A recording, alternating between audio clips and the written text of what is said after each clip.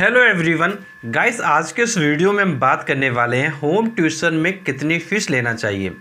Guys, कई बार क्या होता है, जो ट्यूशन टीचर होते हैं उनको यही नॉलेज नहीं होता है कि कितना फ़ीस उनको लेना चाहिए। कई बार वो क्या है, कम पैसे पढ़ाते हैं और कई बार क्या है, वो इतना ज़्यादा पेमेंट मांग लेते हैं कि उनका जो ट्यूशन है लगने से पहले ही क्या है, हट जाता है। तो होम ट्यूशन में क्या फ़ीस रहती है गाइस, इस टॉपिक पर इस वीडियो में हम क्या बात करने वाले हैं। तो देखिए, सबसे पहले हम बात करेंगे आपसे होम ट्यूशन फ़ीस की। तो देखिए, सबसे पहले तो मैं आपको ये बताना चाहूँगा कि होम ट्यूशन फ़ीस का जो क्राइटेरिया है वो कुछ भी नहीं है। मतलब एक कोई फिक्स क्राइटेरिया नहीं है कि भाई फ़ीस क्या है आपकी यही रहेगी। लेकिन मैं आपसे ये कहना चाहूँगा कि जो फ़ीस है वो आप क्या है, अपने मार्केट के अकॉर्डिंग देख सकते हैं।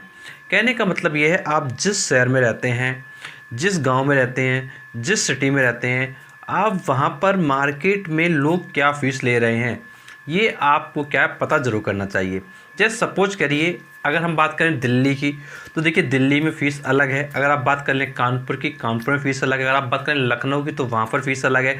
यदि आप बात कर लें छोटे शहरों की जैसे इटावा, वहाँ पर फ़ीस अलग है।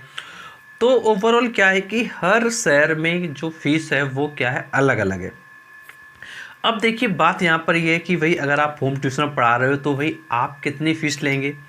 तो देखिए, आपको ध्यान ये रखना है, पहली चीज़ तो आप क्या है, मार्केट के अनुसार फ़ीस लें। मार्केट में जो और टीचर फ़ीस ले रहे हैं उसी तरीके से आप भी फ़ीस लें। तो ये चीज़ आपको ध्यान रखना है कि भाई मार्केट में क्या क्या फ़ीस चल रही है।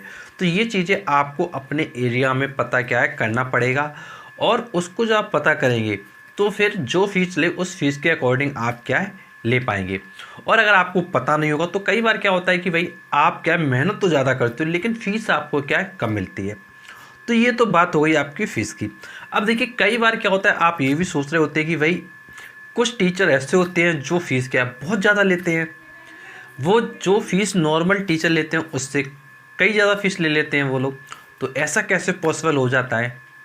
तो देखिए, एक्चुअली होता क्या है, जैसे सपोज करिए एक टीचर है। उस टीचर ने क्या किया कि जो मार्केट में फ़ीस है उसके अकॉर्डिंग क्या फ़ीस लेना स्टार्ट किया। अब उस टीचर के पास क्या है, टाइम बिल्कुल भी नहीं बचा, सपोज करिए।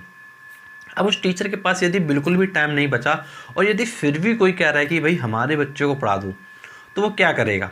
तो ऑब्वियस सी बात है, वो कहेगा अरे मैं ज़्यादा पैसे बढ़ा के बोलता हूँ, अगर लगना होगा तो लग जाएगा।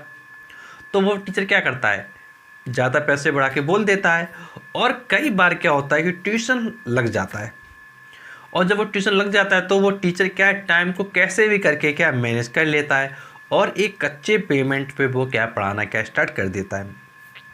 तो देखिए, इम्पॉर्टेंट ये है पहले कि अगर आप होम ट्यूशन पढ़ा रहे हो और आपको पैसे कमाने हैं तो पहले ये देखना है कि भाई कम से कम आपके पास जो ट्यूशन है जिनको आप ले रहे हो उनसे कम से कम आपके पास पेमेंट आता रहे। उसके बाद फीस तभी आप ज़्यादा बोलिए अगर आपको लगता है कि भाई आपके पास समय कम बच रहा है और आपके पास समय बहुत ही कम है, तभी आप पेमेंट को क्या ज़्यादा बोलें। देखिए, पेमेंट ज़्यादा बोलने पर आप मान के चलिए कि अगर आपके 10 ट्यूशन हैं तो 10 में से केवल 2 ट्यूशन क्या है, एग्री करते हैं ज़्यादा फीस पर, बाकी के 8 ट्यूशन क्या है, हाथ से जाने वाले हैं। ये चीज़ अपने दिमाग में आप क्या है, बसा के रखिएगा। तो आप ये मान के चल सकते हैं 100% में से 20% चांसेस हैं कि भाई आपके हाई फीस के जो ट्यूशन है वो क्या है, आपको मिल जाए। तो देखिए, ट्यूशन फीस का कोई क्राइटेरिया नहीं है किसी भी जगह। बस आपको ये ध्यान रखना है कि भी मार्केट में जो फ़ीस चल रही है उसके अकॉर्डिंग आप लें। जो और टीचर फ़ीस ले रहे हैं उसी के अकॉर्डिंग आप भी फ़ीस लें।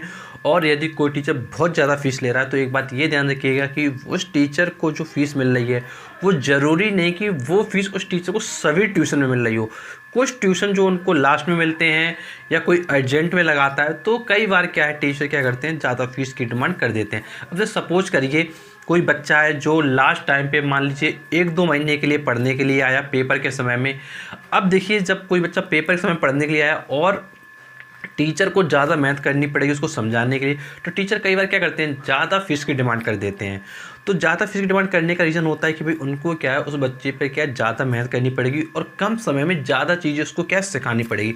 तो इस कारण से टीचर क्या है, कई बार फीस की ज़्यादा डिमांड भी कर देते हैं और कई बार उनको वो फीस मिल भी जाती है। रीज़न क्योंकि टाइम की ऐसी सिचुएशन होती है कि पेपर के केवल 2 महीने बचे हैं और उस समय में अगर सिलेबस नहीं हो पाया बच्चे का तो फिर क्या है, बच्चे को भी क्या ज़्यादा प्रॉब्लम हो जाएगी। तो तो कुछ सिचुएशंस होती हैं, उनके अकॉर्डिंग चीज़ें क्या मैनेज होती हैं। और यदि कोई आपका राय है, कोई आपका सजेशन, तो वो आप कमेंट बॉक्स में दे सकते हैं।